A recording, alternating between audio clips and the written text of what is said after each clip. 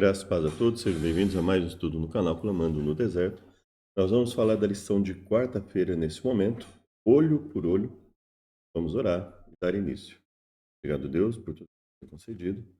Nos dê a sabedoria para entendermos essa lição difícil de hoje. Venha nos fortalecer e nos purificar em nome de Jesus. Amém. Então, vamos lá. Fala Sabatina, 27 de agosto, olho por olho, terceiro trimestre de 2025.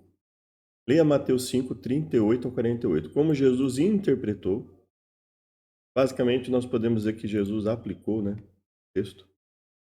E o significado de olho por olho, dente por dente, como devemos aplicá-lo hoje?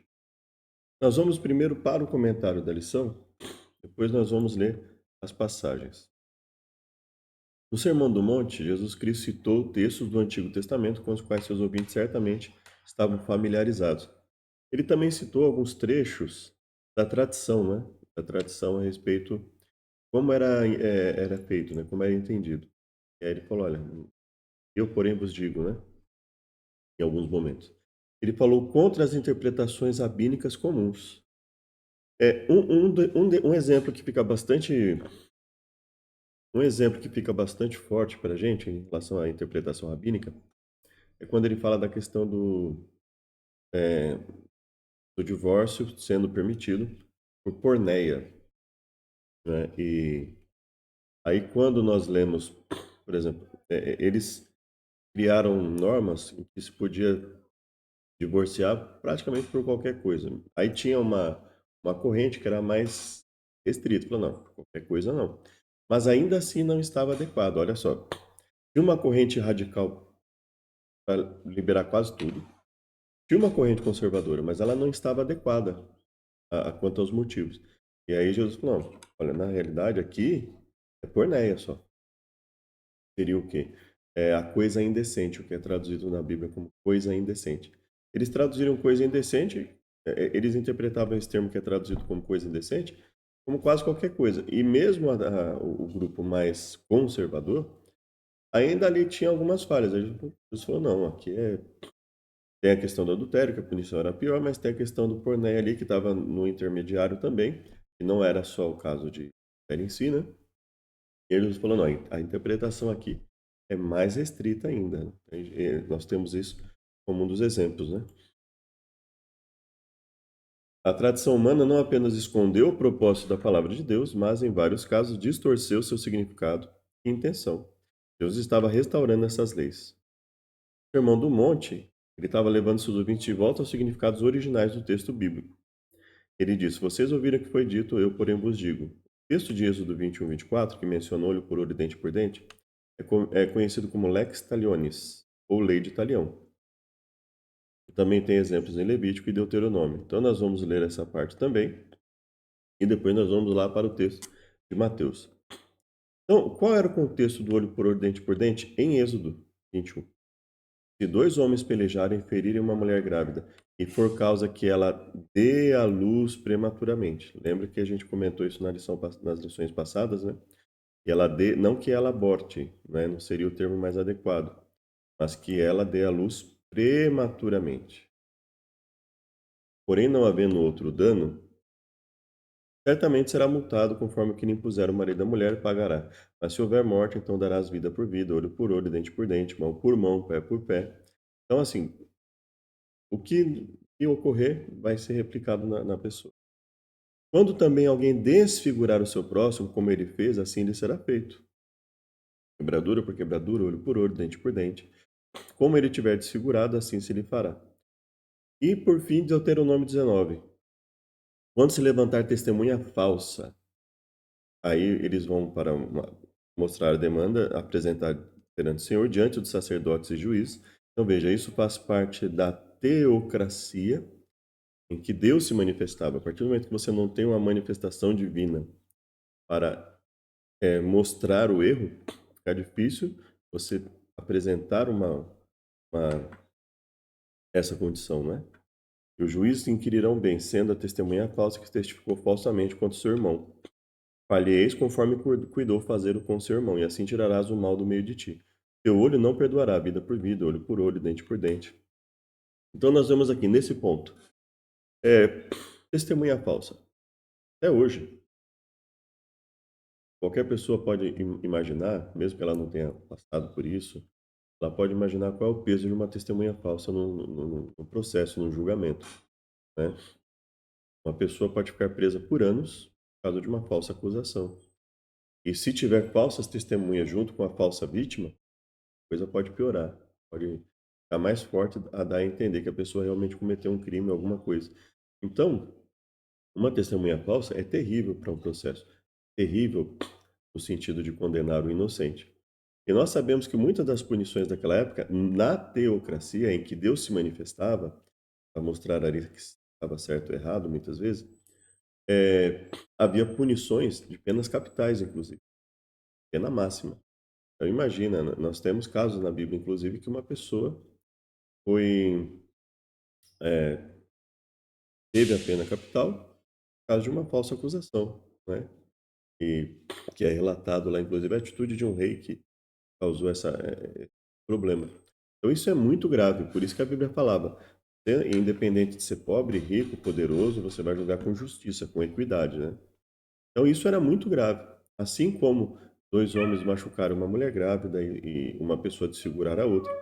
Mas lembrando que todos esses casos, a Bíblia está falando uma pessoa que faz isso intencionalmente, com a intenção de prejudicar, com a intenção de machucar, com a intenção de levar alguém a juízo, a fazer de conta ali, tá vendo? A pessoa foi condenada num julgamento, mas na realidade foi um julgamento ali prejudicado, que a testemunha era falsa, e sendo a testemunha falsa, evidentemente a pessoa estava querendo manipular as evidências, ela estava ali entrando com uma falsa acusação, né? Então isso é muito grave. Então, obviamente, isso não se aplicava só à testemunha. Isso nós vemos que a testemunha, obviamente, se aplicava também à vítima, que serviria como testemunha ali também, a própria vítima falando, se ela estivesse falando falsamente, isso se aplicava a ela. Isso era uma forma de fazer com que as pessoas não proferissem falsas acusações, não saíssem por aí machucando umas às outras, né? Então esse era o ponto. E você vê, o olho não perdoará a vida por vida, olho por olho, ele está dizendo o seguinte, olha, a punição será equivalente ao que aconteceria com a pessoa que está sendo acusada. Se a pessoa que está sendo acusada fosse punida com X, é, a pessoa que acusou também seria punida com X. Então, se alguém acusa, por exemplo, vamos aplicando isso nos dias de hoje. Se alguém acusasse uma pessoa de ter tirado a vida de outra, então qual seria a punição se aquela pessoa fosse condenada? Então, essa punição seria dada para falsa vítima ou para falsa vítima nesse caso não, né, evidentemente, mas para falsa testemunha, ou no caso de uma tentativa, a pessoa diz assim: "Olha, ele tentou fazer isso comigo". Falsa vítima e a falsa testemunha seriam punidas com a pena que seria dada ao outro, né? Então, assim, se a pessoa fosse condenada, ela seria punida com qual pena? Tanto tempo de prisão. Então, essa pessoa seria punida dessa forma. Então, seria esse o modo de aplicação. Você não puniria necessariamente com a pena capital, mas é o sentido de dar a mesma pena, né, àquela pessoa que está acusando falsamente. Isso faria com que boa parte das falsas acusações fossem evitadas.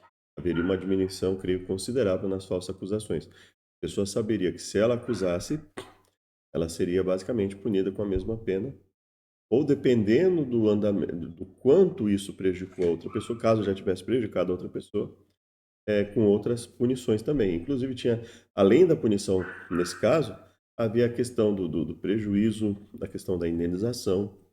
Então, criminalmente, ela seria punida com a mesma pena e ainda haveria uma punição né, relacionada ao direito civil, né, e por aí afora. Então, vamos lá. Por que eu coloquei aqui o contexto próximo a Mateus 5, 38 e 48? Aqui nós percebemos que Jesus usa uma linguagem de hipérbole, uma linguagem de exagero, uma linguagem simbólica no sentido de exagero. Não é? Ele não quer que efetivamente uma pessoa faça isso. Quando ele fala Se o teu olho direito se escandalizar, ele está falando aqui sobre a cobiça, né? Ele fala, ó, a cobiça já é o crime no coração. Então, se olha para uma mulher com intenção cobiça, no seu coração já está cometendo adultério contra ela. Eu olho para um carro, numa pessoa, com a intenção de tirar aquele carro dele, de tomar aquele carro dele, de furtar aquele carro dele, no meu coração eu já estou furtando. Eu olho com a intenção de roubar, é, violência ou grave ameaça para tirar algo de alguém, olho para uma propriedade de alguém, já com a intenção de tomar aquilo daquela pessoa, então no meu coração já estou cometendo aquele crime, né? Basicamente é isso que Jesus está colocando. Ele fala: se o seu olho direito te escandalizar, arranca e lança para longe de ti. E a mão direita, a mesma coisa. Óbvio que ele não quer que as pessoas arranquem suas mãos, mas o que ele está dizendo aqui é que você deve ter o controle, nós devemos ter o controle máximo com os nossos olhos, com as nossas mãos, evitar toda e qualquer situação que venha nos levar a cobiçar. É isso que ele está dizendo, basicamente é isso que ele está dizendo, né? Então, tendo em mente esse exagero, vamos para o próximo passo. Ouvi isso que foi dito, olho por olho e dente por dente. Nós vemos lá que o olho por olho e dente por dente, ele tinha um contexto específico, uma situação legal específica, situações específicas, né? Eu, porém, vos digo que não resistais ao mal, mas qualquer bater na sua face direita oferece também a outra. Vamos pensar o seguinte: será que Jesus está dizendo que alguém invadir minha casa e machucar uma das minhas filhas, eu tenho que oferecer a outra filha para ele também? Eu falar para ela: ah, deixa ele, se ele te bater de um lado, você deixa bater do outro. Será que é isso que Jesus estava ensinando? Muito provavelmente não era isso que Jesus estava ensinando. Veja, a linguagem anterior, 28 a 30, nós estamos no 38 aqui. De 28 a 30, ela é hiperbólica, ela é exagerada, ela tem um exagero. Ele não quer que nós façamos isso fisicamente, tiremos o nosso braço, nossa mão, nossos olhos. Não é isso que ele quer. Ele quer que nós controlemos os nossos impulsos para o mal. Então, aqui, o que que ele quer dizer? Oferece-lhe também a outra. Ou seja, você não busque não oferecer a vingança. Via de regra, você vai buscar não oferecer a vingança. Você vai buscar oferecer pacificação para aquilo. Esse seria o oferece também a outra. Se quiser processá-lo e tirar a túnica, deixe também levar a capa. Ora, alguém está te processando falsamente. Jesus estaria dizendo: ah, se alguém te processar, quiser forçar a tirar algo de você, você vai deixar tudo que você tem? Então alguém quer, por exemplo, uma indenização indevida, ela está mentindo lá, está falando que você fez algo errado. Eu falo: ah, tu pega tudo, pega a minha casa, pega o meu carro. Evidentemente, Jesus não estava falando isso. O que Jesus estava fazendo era o quê? Nós vamos ver. Olha, ele fala: se alguém quiser processá-lo e tirar a túnica, deixe também a capa. O que ele quer dizer? Ele falou: olha, se você estiver numa situação em que não haja como reagir de forma é, coerente, e você tenha que fazer algo que vai ser muito mais prejudicial do que você evitar o problema, evite ao máximo. É isso que ele está falando. Processar para tirar tudo. Evite ao máximo. Deixa também a capa. Evite ao máximo. Você não tem obrigação de deixar a capa. Obviamente, até porque a capa, né, é algo assim que a pessoa precisava muito. Obviamente, Jesus está exagerando aqui, falando: olha, se alguém vier processar você para tirar alguma coisa e não tiver outro jeito, evita, tente, não tendo outra forma, busque a forma mais pacífica possível que você conseguir. Qualquer que te obrigar a caminhar uma milha, vai com ele duas. Aqui, nesse caso, é algo que também seria o equivalente a um exagero. Você não precisaria necessariamente de duas, mas assim, supere as expectativas para o bem. Basicamente, todos esses trechos aqui, Jesus está dizendo: supere as expectativas para o bem, fazendo o bem. Procure evitar fazer o mal, procure evitar que o impulso de fazer o mal por causa daquilo venha te dominar. Fazei bem aos que vos odeiam e orai pelos que vos maltratam e perseguem. Esse é o momento em que Jesus, quando quem ouviu isso aqui, aqui acima, ouviu o restante também. É isso que Jesus está falando. Olha, basicamente, o que eu estou dizendo nesse momento que ele está falando de exageros aqui? Ele está dizendo o seguinte: olha, faça bem Faça bem aquela pessoa que te obrigou a caminhar uma milha. Faça bem pessoa que te processou para tirar a túnica. Faça bem com aquela pessoa que bateu na sua face. Não está querendo dizer assim, se alguém ficar te batendo, pode continuar batendo, até eu cair no chão. Não, não é isso que Jesus está dizendo. Está dizendo o seguinte: faça o bem à pessoa que te bater na face direita. Faça o bem àquele que processar e tirar a tua túnica. Faça o bem àquele que te obrigar a caminhar uma milha. Procure fazer o bem a ele, procure auxiliá-lo também. É basicamente, orai pelos que vos maltratam e vos perseguem. Então, basicamente, esse é o sentido de obrigação. Você é obrigado a fazer alguma coisa, não tem como deixar de fazer aquilo, você é obrigado a passar por uma situação. Então, assim, dentro do possível, o que estiver ao seu alcance, faça o bem para aquelas pessoas, ore para aquelas pessoas, mesmo que elas te maltratarem e te perseguirem. Esse seria o sentido mais apropriado, tendo em mente que o próprio Jesus, quando, por exemplo, pessoas estavam basicamente explorando as pessoas no templo, vendendo os animais a um preço absurdo, mentindo, fazendo negócio fraudulento, mentindo para as pessoas, dizendo para elas que o animal estava com defeito, sendo que o animal não estava, e etc. Jesus foi lá e Jesus, com um chicote na mão, expulsou as pessoas do templo. Então Jesus não era a favor da injustiça. Jesus não estava dizendo que era para nós olharmos uma situação injusta e simplesmente ficarmos em silêncio, não fazermos nada. Mas quando a gente olha o contexto aqui, nós estamos vendo que Jesus está falando de uma situação em que a pessoa é obrigada, ela não tem como evitar aquilo, não tendo. Então, como nós podemos aplicar isso, por exemplo? Você está numa situação de trânsito, está lá numa situação de trânsito e a preferencial é sua, mas você está vendo que outro carro vai passar. Você não vai causar confusão ali. É esse o sentido que Jesus está dando. Não vai se arriscar, porque veja só, aplicando adequadamente o que Jesus está dizendo. Então você está na preferencial, mas outro carro está vindo. Se você for querer resolver a situação ali na marra, não, eu vou passar porque a preferencial é minha. O prejuízo provavelmente vai ser muito maior do que se você evitar, se você deixar a pessoa passar. A preferencial é minha, mas a pessoa está passando. Vai ser muito mais prejudicial se eu encarar aquilo aí. Deixa a pessoa passar.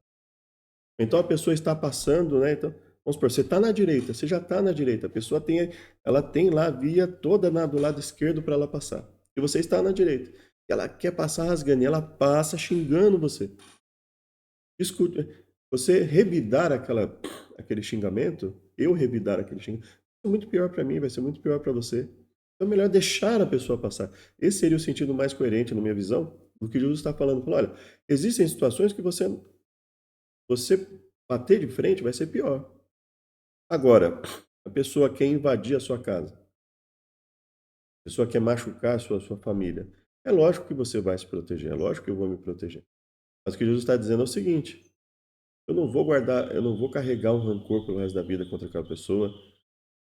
No momento eu posso até ficar preocupado, com uma certa raiva, mas eu vou evitar, eu vou, dentro do possível, passando aquele momento que eu tive que me defender e tal.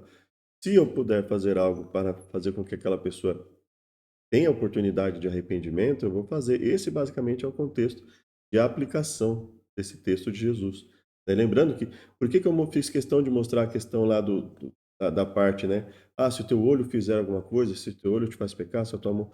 Ele está falando, Jesus usava exageros, então é evidente que ali, no contexto de Mateus 5:38 em diante, ele está usando de exageros também.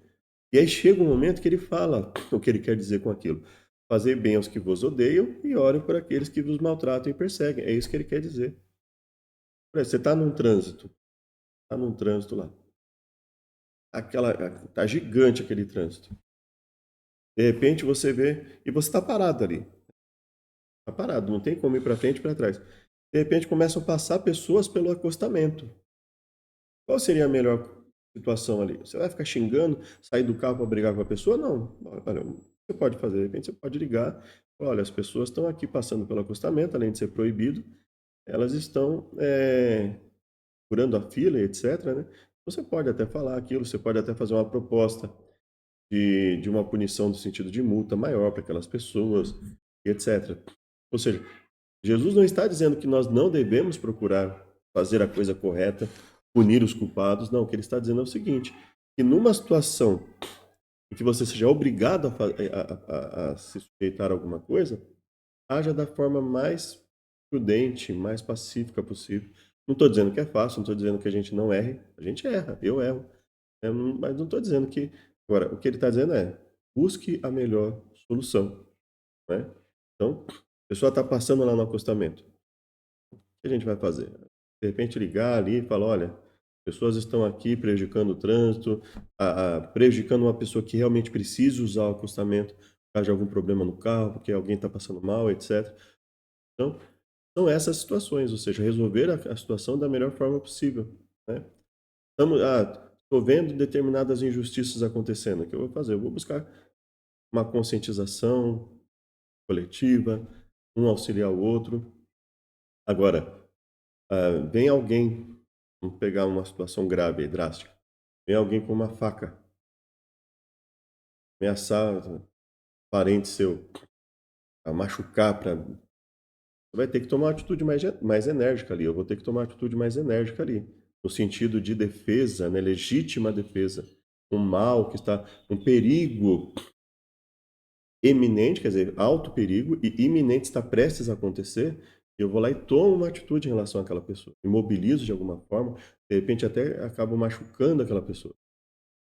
Deus não está dizendo que eu tenho que deixar aquela pessoa ir em direção à vítima e ela quer destruir a vítima, quer tirar a vida da vítima. Eu não vou deixar isso acontecer. Não é isso que Jesus está dizendo. Então, espero que tenha ajudado e, assim, é importante nós vermos que existem momentos que a Bíblia usa de hipérboles, exageros. Nós vimos lá quando Deus falou, você vai chegar lá, vai destruir todo mundo, aquilo era uma hipérbole, era um exagero. Basicamente, aquilo que ele estava querendo dizer é o seguinte, olha, é, você vai se certificar de que a vitória está garantida diante daquele conflito com os soldados do outro povo. Era basicamente isso que Deus estava dizendo, né? O Lucas Manzoli e outros estudiosos também da Bíblia, né, já fizeram estudos a respeito disso, né? Os momentos em que Deus usa exagero. Quando Deus fala assim, você tem que acabar com todo mundo, mulheres, etc. Aquilo era o quê? Era um exagero. Aqui Jesus está usando também um exagero, né? Isso é importante a gente entender a Bíblia para não ter atitudes erradas, né? Então alguém vem quer tomar o meu carro, vou dar minha casa também. Não, a minha casa também. Não é isso que Jesus está dizendo. Jesus está usando uma hipérbole ali. Espero que tenha ajudado. Até o próximo estudo. Pai querido, muito obrigado por tudo que nos tem dado. Livra-nos de todos os males, nos ajude, dê sabedoria. Não é fácil, mas nós imploramos pela tua sabedoria, pela tua capacidade, capacitação a cada um de nós, em nome de Jesus. Amém. Obrigado e até o próximo estudo.